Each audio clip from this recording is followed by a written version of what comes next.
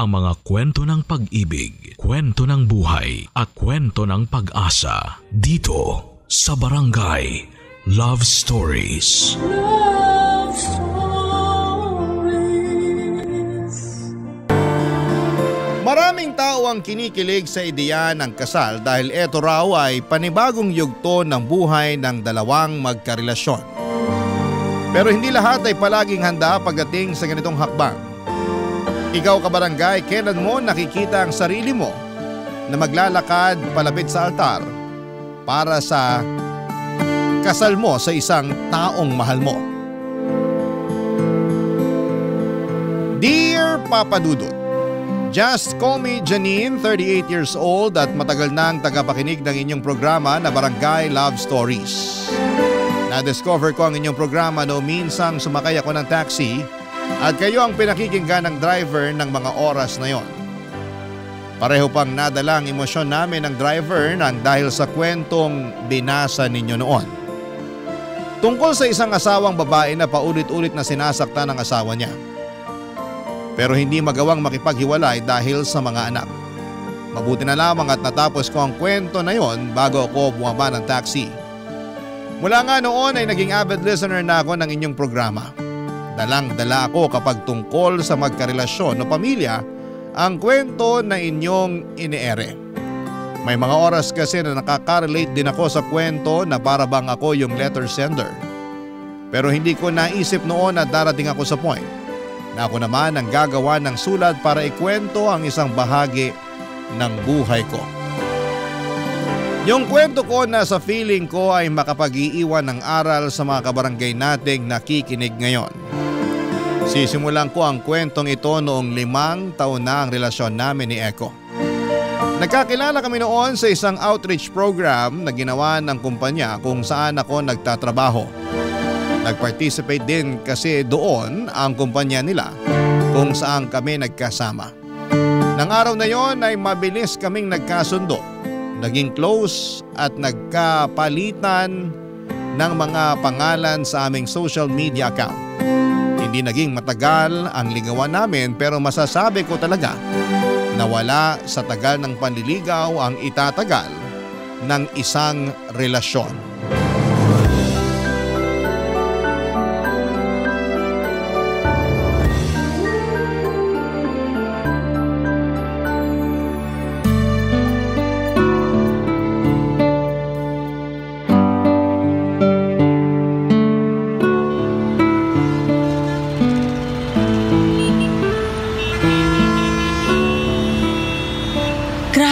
Sobrang traffic talaga sa area na to, no? Oo nga eh. Kakaandar lang ng sasakyan natin kanina tapos tumigil na naman tayo agad bago mag-stoplight. Iniwasan na nga natin ang rush hour pero naipit pa rin tayo sa traffic. Ganun talaga kapag family day tapos ganitong oras, B.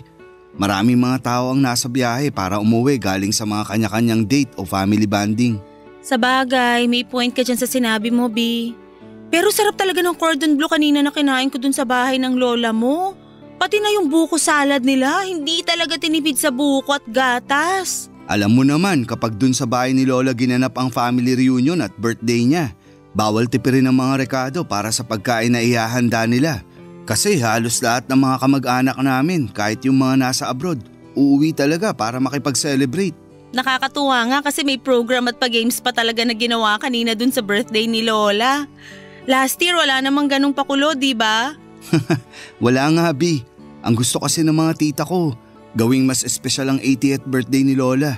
Kaya nag-meeting pa talaga sila online para gumawa ng program at mga pag-games sa party. Grabe nga kasi ang daming nag-participate kanina. Kahit nga tayong dalawa hindi nakaligtas sa pagsali sa games, di ba? Oo, muntik pa nga sana tayong manalo sa newspaper dance kanina eh. Na out of balance kasi ako, kaya lumampasang pa ako sa nakatuping dyaryo habang buhat kita. Feeling ko nga, kailangan ko na talagang mag-diet. Mukha kasing nabibigatan ka na sa akin. Uy, hindi ah. Ang sexy mo kaya lalo na kanina. Kita mo nga, ang daming nakapansin ng mga kamag-anak ko na pumayat ka raw. Mas mataba ka raw nung huli ka nilang nakita. Tinanong nga nila kung ano raw ba ang diet ko. Sabi ko mahilig lang akong kumain ng stress sa trabaho kaya pumapayat ako. Yung isang tita mo na pinsan ng mami mo, nakailang tanong sa akin kung pinaghahandaan ko na raw ba yung pagbuo natin ng anak kaya nagpapapayat ako. Talaga? Ano namang sabi mo? Ang sabi ko, wala pa sa plano natin yun. Ni hindi pa nga tayo kasal tapos anak agad ang hinahanap nila sa atin. Si Lola nga, nakailang tanong din sa akin kanina kung kailan ba natin siya bibigyan ng apo sa tuhod. Actually, B, tinanong niya rin ako kanina nung kaming dalawa lang ang magkatabi sa sofa. Ang sabi niya pa, sana raw sa susunod na taon may kasama na tayong baby sa birthday niya. Masyado talagang excited si Lola na lalong palaki ng pamilya namin.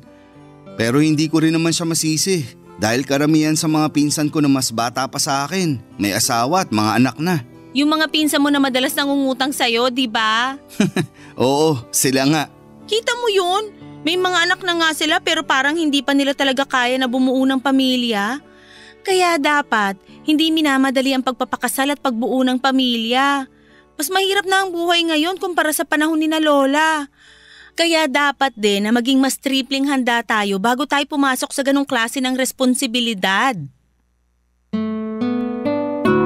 Papadudot masasabi ko na magkaiba kami ng ugali ni Echo. Sa aming dalawa, siya yung mas mahilig sa mga sorpresa. Mas makulit at mas maraming pakulo pagdating sa relasyon. Siya rin ang nagpaplano madalas ng mga out of town vacation namin.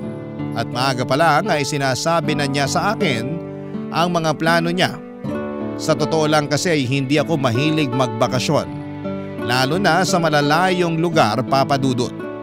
Medyo workaholic kasi akong tao kaya ayoko nang naiiwan ng matagalang trabaho ko sa opisina. Naintindihan ko naman paminsan-minsan na kailangan din nating mag-relax at lumayo sa trabaho. Pero para sa akin kasi parte na ng pag-relax ko ang trabaho na ginagawa ko. At dahil nga sa tagal ng relasyon naming dalawa, kada family gathering na nagaganap, mapapamilya man ni Echo o pamilya ko ay palaging tinatanong kung kailan ba kami lalagay sa tahimik na buhay. Minsan nga ay pinipiloso po ko na lamang sila at sinasabi ko na tahimik naman ang buhay namin ni Echo. Sa sobrang tahimik ay halos hindi na kami nag-aaway na dalawa. Nakakasawa na rin kasing sagutin ng mga paulit-ulit na tanong nila, Papadudot. Hindi ko rin nagigets noon kung bakit parang kailangan pa na updated sila sa mga plano namin ni Echo para sa relasyon naming dalawa. Kami ni Echo ang magkarelasyon kaya kami lang dapat ang nakakaalam ng mga plano at depende yon sa amin kung sasabihin namin sa kanila. Yun tuloy ang madalas naming napag-uusapan ng katrabaho kong si Alice. Lalo na noong nagkasama kami sa binyag ng anak ng isa pa naming katrabaho, Papadudot.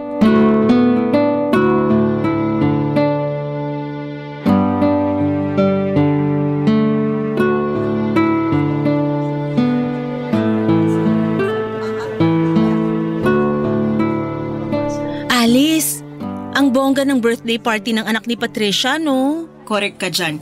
Alam mo bang narinig ko kanina na pinag-uusapan ng dalawang bisitang tungkol sa venue na to? Ano namang sabi nila? Malaki raw ang ginastos ni Patricia para sa birthday party. Halata naman. Sa setup pa lang nitong party, kabog na. Ang daming mga batang bisita pero parang hindi sila nahubusan ng papremyo sa pag-games nila. Tapos iba pa yung papremyo nila kanina para sa games ng matanda. Tingnan mo nga yung pagkain dun sa mahabang lamesa. Hindi pa nangangalahati pero nire-refillan na kagad ng mga waiter. Nag-birthday party din yung anak ko noon pero hindi ganito kabongga. Ayoko rin gumastos ng malaki para sa isang araw lang na birthday party, no? Kanya-kanyang trip lang din naman yan. Saka di ba nakwento rin ni Patricia na ang tagal bago sila nabigyan ng anak ng asawa niya? 4 na beses yata siyang nakunan nun, tama ba? Ang pagkakatanda ko, 5 beses siyang nakunan kasi may problema ang matris niya. Buti nga kahit papaano, nabigyan sila ng anak ng asawa niya. Ang hirap kaya para sa mag-asawang walang anak. Ibig sabihin lang nun, may perfect timing para sa lahat ng bagay na nangyayari sa buhay natin. Pero grabe, ang cute ng anak ni Patricia, no? Sobra! Tuwang-tuwa ako dun sa bata habang pinapanood ko siyang buksan yung regalo ko para sa kanya. Ang higpit ng yakap niya sa binigay ko na stuffed toy na unicorn. Mahilig siya sa stuffed toys, diba? Oo, kaya yun ang niregalo ko sa kanya. Nakakagigil lang talaga yung cuteness niya, lalo na kapag ngumingiti siya at lumalabas yung 2 dimples niya. Para tuloy, gusto ko na rin magkaanak kapag nakikita ko siya. Gusto mo pala eh. Bakit hindi pa kayo magpakasal ni Eko? Ang sabi ko, parang gusto ko pa lang, pero hindi pa naman talaga buo ang loob ko. Alam mo, hindi ko talaga magets kapag nagiging topic natin ang tungkol sa bagay na yan. Ano namang mahirap intindihin sa hindi pa buo ang loob ko para bumuo kami ng pamilya? Hindi ko magets kasi parehas naman kayong may maayos na trabaho ni Eko. And so? Matagal na rin kayong magkarelasyon kaya bakit hindi pa kayo magpakasal? Kasi nga, ayoko pa. Alam ko sa sarili ko na hindi pa ako handa. Marami pa akong plano sa buhay ko.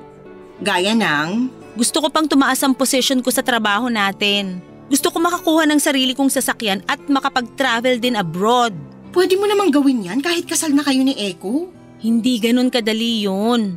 May mga bagay ako na gustong gawin na para lang muna sa sarili ko. Oo, kasama si Eko sa mga plano ko para sa future. Pero marami pa akong gustong gawin sa buhay ko bago ako magpakasal at bumuo kami ng pamilya.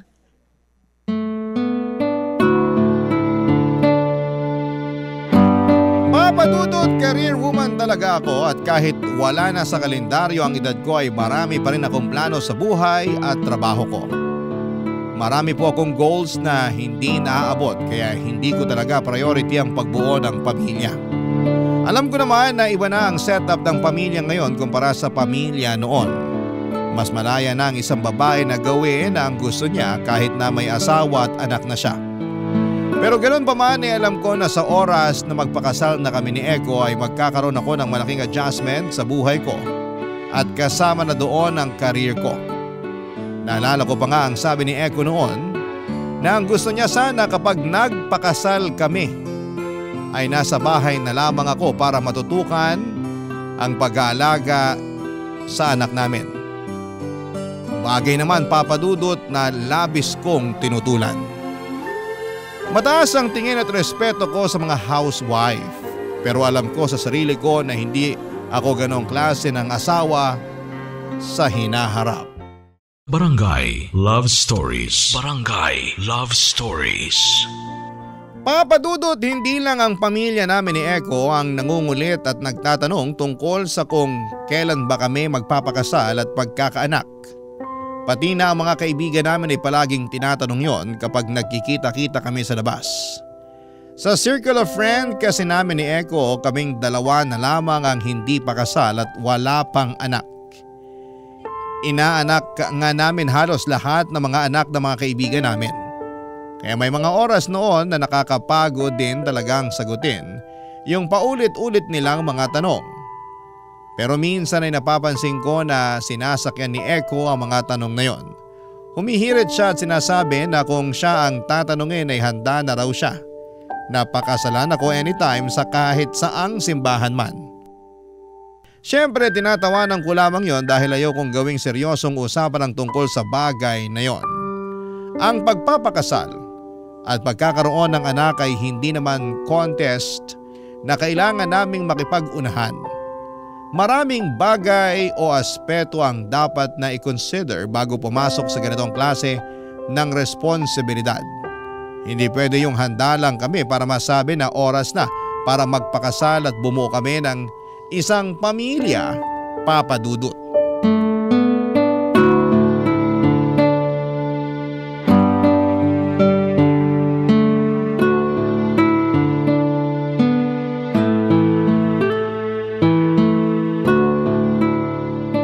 Grabe tita, solid sa sarap talaga tong pochero na niluto nyo.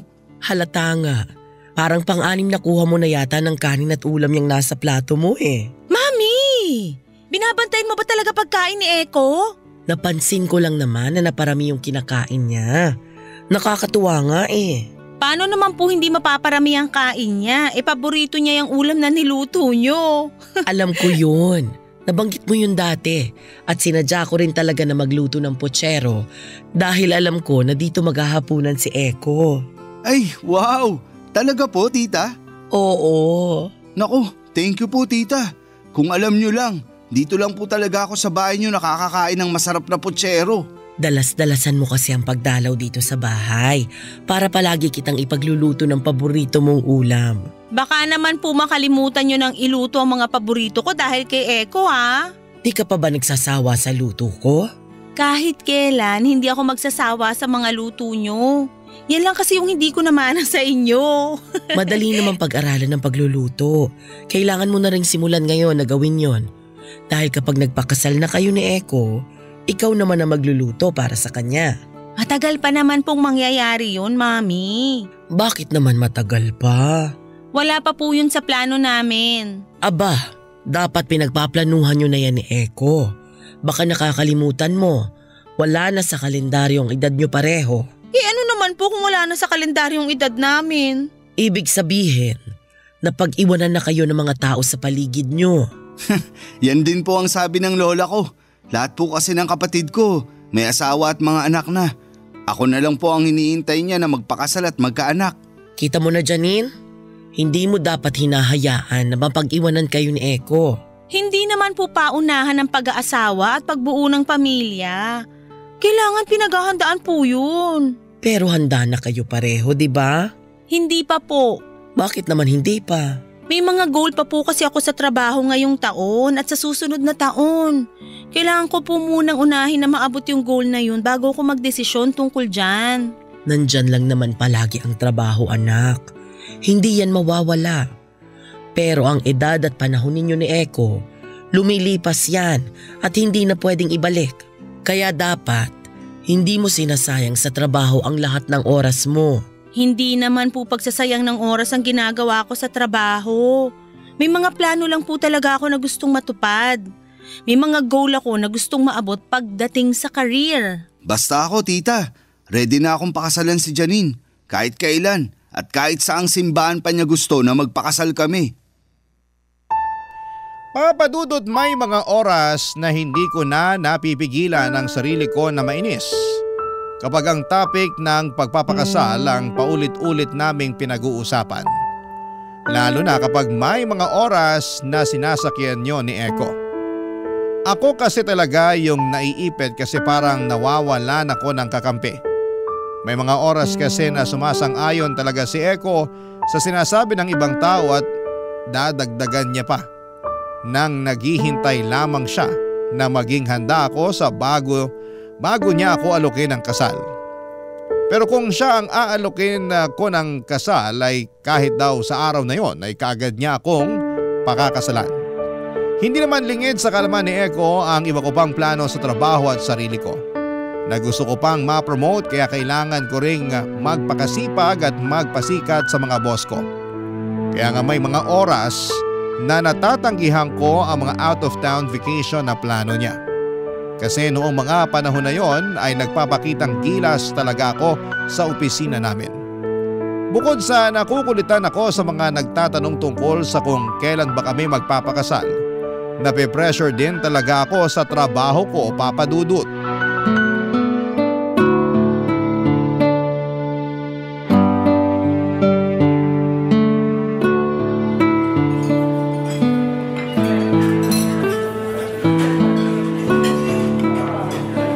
Tagal na rin pala mula nung huling beses na kumain tayo sa restaurant na to, no? Oo, parang halos 1 taon na rin yung nakalipas. Ang layo din kasi nito mula sa workplace natin pareho eh. Pero worth it naman puntahan at kainan, di ba? Sobrang worth it. Ang sarap kaya ng kare-karing bagnet nila dito saka blueberry cheesecake. Nasira na naman tuloy yung diet ko. B, hindi mo kailangang mag-diet kasi hindi ka naman talaga tumataba. Akala mo lang yun, pero tuwing magtitimbang ako, palaging may nadadagdag sa bigat ko. Kahit dumoble pa ang timbang at lapad mo, hindi pa rin magbabago ang pagmamahal ko para sa'yo, B. Naku, humihirit ka na naman dyan. Nagsasabi lang ako ng totoo. Alam mo naman kung gaano ako kapatay na patay sa'yo, di ba? Patay na patay talaga? Oo, kasi di ba, 2 beses mo akong binasted nun. Kasi ang sabi ko, hindi ko pa priority ang pakikipagrelasyon noon.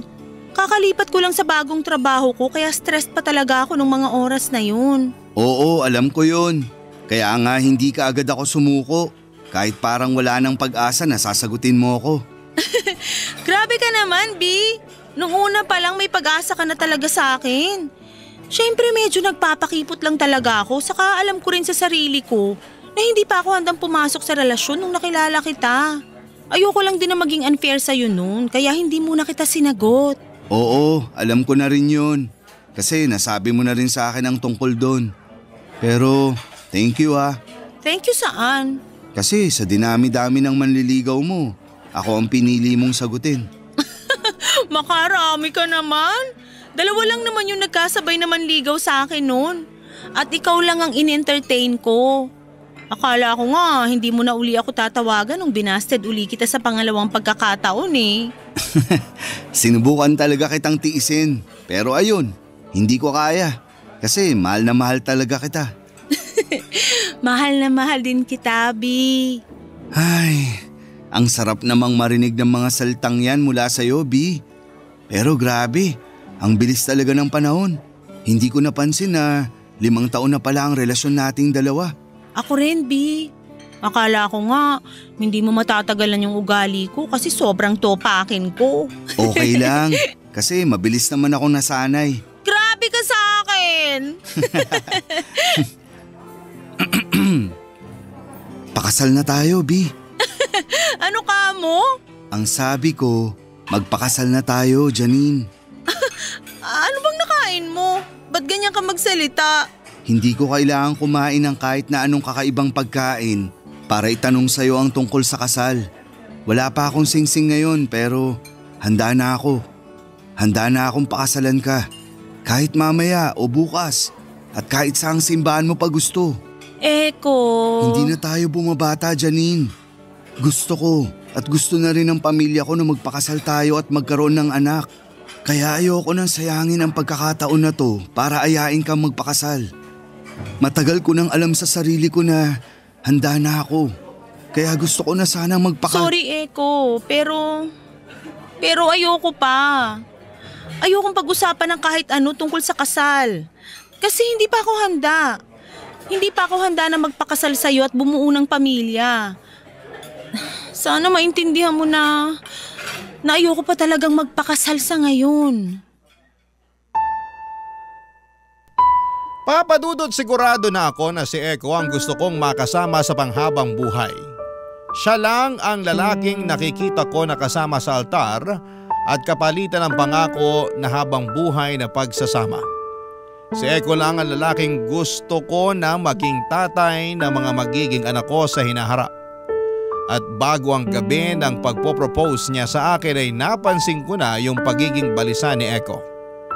May mga oras kasi noon na nahuhuli ko siyang nakatitig sa akin tapos kapag napatingin ako sa kanya, napapangiti na lamang siya bago umiwas ng tingin.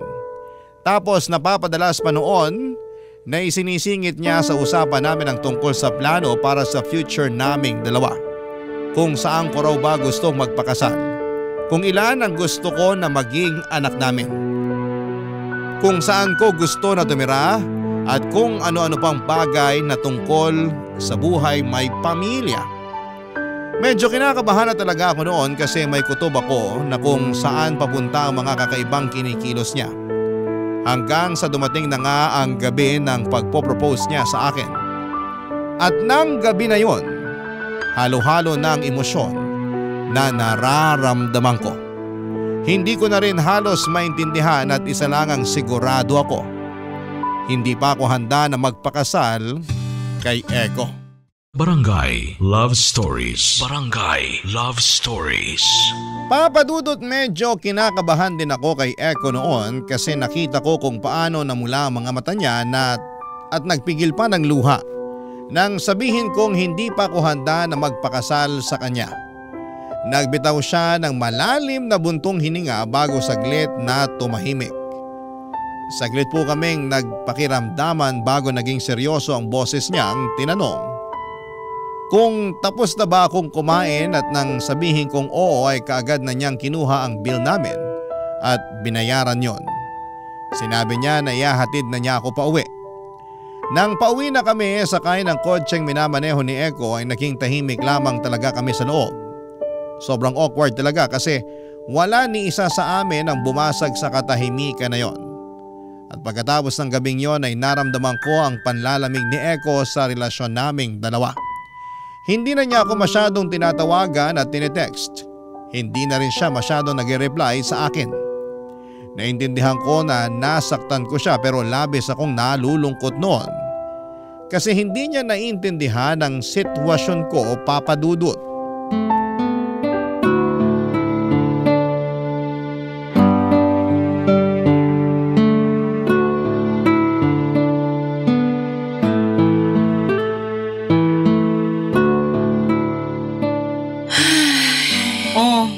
Bakit ang lalim ng buntong hininga mo dyan? Wala lang. Anong wala lang? Parang halos lalabas na yung utak mo sa lalim ng buntong hininga mo. Ang OA Ang OA din naman kasi ng buntong hininga mo. Ano ba kasing problema mo? Wala. Ayos lang ako. Wala? Talaga? Kahit halos hindi mo pa nagagalaw yung in-order mong one-piece chicken with spaghetti at soft drink? Wala rin kasi kung ganang kumain ngayon. Alam mo, puro ka wala. Ano ba kasi talagang gumugulo sa isip mo? Sabihin mo na sa akin para kahit papano gumaan ang pakiramdam mo. Ay, hindi okay ang ginagawa mong pagsasarili dyan sa iniisip mo o kung sa ano man yung problema mo. Dapat dyan kinukwento mo para naman maging maayos kahit papano yung nasa dibdib mo. Hindi yung puro kabuntong hininga tapos… inalok ako ng kasal ni Eko nung 1 linggo. OMG talaga? Oo. So ibig sabihin, magpapakasal na kayong dalawa? Grabe, Janine. Finally, naisipan mo na rin lumagay sa tahimik. Hindi yung puro trabaho na lang yung inaatupag mo. Sa wakas, mararanasan mo na rin kung gaano kasarap yung pakiramdam ng maging asawa. Sobrang excited na ako para sa'yo. So, kailan niyo planong magpakasal at saang simbahan? May kilala akong wedding organizer na pwede makatulong sa inyo. Sabihin mo lang sa akin kasi malaki magbigay ng discount yun. Tsaka, ano pa nasabi ng mami mo? Sigurado ako na pati siya excited na para sa inyong dalawa ni Eko. Hindi ako sumagot ng oo nung alukin ako ng kasal ni Eko. Ano? Hindi pa kami magpapakasal. Bakit naman? Hindi pa nga ako handa. Yun naman ang palagi kong sinasabi pag nagtatanong kayo sa akin kung bakit hindi pa kami nagpapakasal ni Eko. Ayoko pa. Kasi marami pa akong plano sa buhay. Bakit hindi mo isama si Eko sa mga plano na yun? Gusto ko pa na i-enjoy ang buhay nang walang kahit na anong responsibilidad na nakatali sa akin. Sigurado naman na akong si Eko na ang gusto kong makasama habang buhay pero hindi pa ngayon. Marami pa akong gustong marating habang hindi pa kasal at wala pa kaming anak. May mga sariling goal pa ako na gustong maabot na pwedeng ma-delay kapag nagsimula na kaming bumuo ng pamilya ni Eko. Ano namang sabi ni Eko nang tanggihan mo yung alok niya sa'yo? Tumahimik lang siya noon tapos hindi na kami halos nag-usap. Iniiwasan niya rin ako. Hindi niya sinasagot mga tawag ko. Malamang nasaktan yung tao kaya tatahimik talaga yun. Hindi rin naman naging madali sa akin yung naging sagot ko sa kanya. Mahirap din yun, pero ayokong isipin niya na ready na rin ako kagaya niya. Ayokong umasa siya na kaya ko nang mag-settle down kami anytime. Hindi pa kasi talaga ako handa. At ayoko rin na gumawa ng desisyon na pwedeng pagsisihan ko sa hinaharap. Okay, nagigets ko ng point mo. Pero… hindi ko rin naman masisisi si Eko sa ginagawa niyang pag-iwas sa'yo kasi nga, sobrang nasaktan yung tao eh. Bigyan mo lang ng konting oras para makapag-isip-isip siya tapos subukan mo ulit siyang kausapin. Subukan mong ipaliwanag ang dahilan kung bakit hindi ka pa handa na magpakasal sa kanya. Papa Dudut, hindi ko talaga alam kung ano bang mahirap intindihin sa salitang hindi pa ako handa. Kailangan ko bang ipaliwanag sa lahat ng mga tao na kapaligid sa akin na hindi pa ako handang magpakasal kasi may iba pa akong priority sa career ko? Na gusto ko pang ma-promote sa trabaho at may ibang mga plano pa ako at dahil alam ko sa sarili ko na hindi pa talaga ako handa. Ayoko namang tanggapin ang alok na pagpapakasal ni Eko sa akin kung alam ko sa sarili ko na napipilitan lamang ako. Ayoko rin talagang saktan ang damdamin ni Eko dahil mahal ko siya. Pero gusto ko lang talagang magpakatotoo. Kaya hindi ko talaga alam noong una kung nagkamali ba ako sa ginawa ko na pagtanggi sa alok na pagpapakasal ni Eko. Hindi lang naman siya ang nasaktan kung hindi pati na rin ako dahil sa pag-iwas na ginagawa niya sa akin noon. Nasasaktan ako, Papa Dudut, kasi parang hindi niya man lang sinubukang intindihin ang sitwasyon. Sa kabilang banda ako pa rin ang gumawa ng paraan para muli kaming magkausap ni Echo. Hinintay ko siya na makalabas sa building kung nasaan ang opisina nila.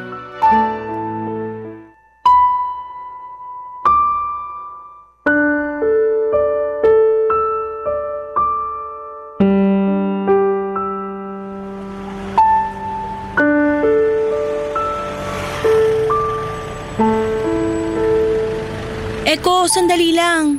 Anong ginagawa mo dito? Hinintay talaga kita para makapag-usap tayong dalawa.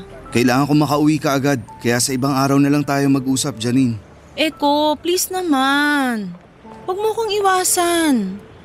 Alam mo na kailangan nating mag-usap ngayon. Ano pa bang kailangan nating pag-usapan? Yung tungkol sa ating dalawa. Janine, malinaw naman, di ba? Malinaw na hindi mo tinanggap ang alok kung pakasalan mo ko.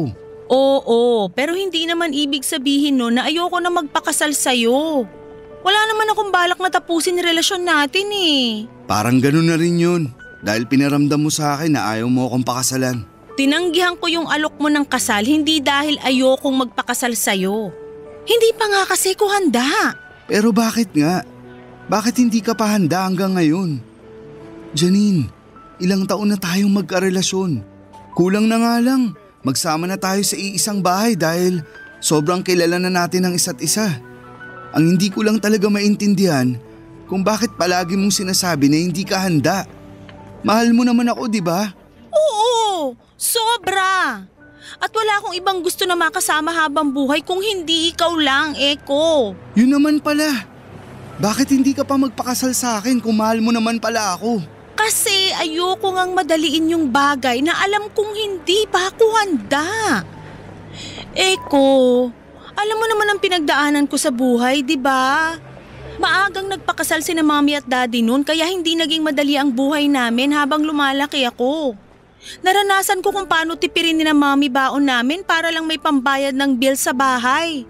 Nagutom ako nung bata pa ako pero hindi ko yun sinabi kay Mommy. Kasi nga alam kong sobrang gipit kami sa pera.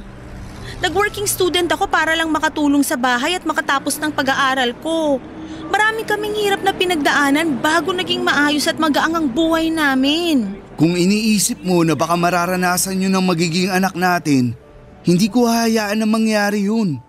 Pareho tayong may trabaho at magtutulungan tayo sa lahat ng bagay. Pero natatakot pa rin ako, Eko.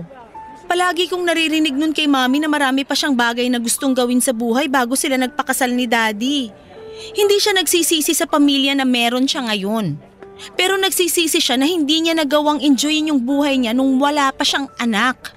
So, natatakot ka na baka magsisi ka sa oras na pakasalan mo ko? Hindi sa ganon, Eko. Natatakot ako na baka magsisi ako sa oras na itali ko na yung sarili ko sa isang napakalaking responsibilidad. Hindi naman laro ang pagpapakasal eh. Mas lalong hindi laro ang pagbuo ng sariling pamilya.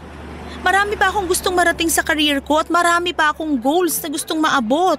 Hindi mo ba maaabot ang mga yon ng kasama ako? Gusto kong patunayan sa sarili ko na mas may itataas pa ang estado ng buhay ko sa sarili kong pagsisikap. Gusto ko rin munang makita na mas gumanda pa ang takbo ng career ko. Hindi rin tumadali para sa akin. Nahihirapan ako, maniwala ka man o hindi. Takot na takot din ako. Kasi baka mawala ka sa akin. Eko, mahal kita. At kung talagang mahal mo ko, irerespeto mo yung desisyon ko.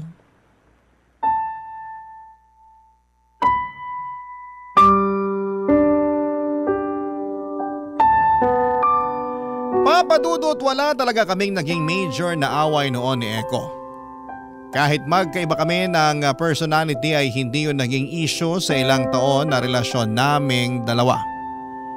Pero nang taon na yon ay masasabi ko talagang nasubok ang katatagan naming pareho. Ilang buwan na pareho kaming tuluyan ng lamig sa isa't isa na akala ko ay mauuwi na talaga sa hiwalayan. Pagkatapos kasi naming mag-usap ay humingi muna ng space si Eko mula sa akin na ibinigay ko naman sa kanya. Hindi ko alam kung naiintindihan niya ba ang point ko na ayoko lang na maranasan ng magiging anak namin ang naranasan ko noon sa pamilya ko. Ayokong bumuo ng pamilya na wala masyadong maayos na plano. Kaya naman halos 2 buwan din na wala kaming komunikasyon ni Echo at sa mga buwan na yon ay pinilit kong mag-focus sa trabaho. May mga oras na hindi ko mapigilang maiyak, lalo na kapag nasa bahay na ako dahil sobrang nami-miss ko na si Echo. Hanggang sa dumating ang araw na siya na mismo ang gumawa ng paraan para muli kaming magkausap at magkaayos. Muling naging maayos ang relasyon namin ni Echo. Sinabi niya na naiintindihan niya na raw ang sitwasyon ko bilang isang babae at kaparehas niya na hindi pa handa sa mas malaking responsibilidad sa buhay. Nakakatuwa lang kasi naging bukas ang isipan niya para sa naging desisyon ko noon. Alam ko na hindi talaga madali sa kanya ang ibinigay kong sagot. Pero binigyan niya pa rin ang pagkakataon na maayos ang relasyon namin. Isang pagkakataon na pareho naming hindi pinagsisisihan. Pagkalipas kasi ng 3 taon ay nagpakasal na kami ni Echo at ngayon ay may 2 ng anak. Dito ko na rin po tatapusin ang sulat ko, Papa Dudut, at sana ay may naiwan ding aral ang kwento naming ito na hindi dapat minamadali ang isang desisyon lalo na kung ito ay makakaapekto sa buhay natin. Bago tayo pumasok sa isang panibagong yugto ng buhay natin ay dapat alam natin sa sarili natin na handa tayo physically, financially and mentally. Ang inyong forever kapuso at kabarangay, Janine. Barangay Love Stories. Barangay Love Stories. Anong say mo sa Barangay Love Stories na ito? Pagkwentuhan natin sa comment section yan. Nagustuhan ng iyong napakinggan? Ituloy yan via live stream sa www.gmanetwork.com/radio. Barangay LS 97.1 4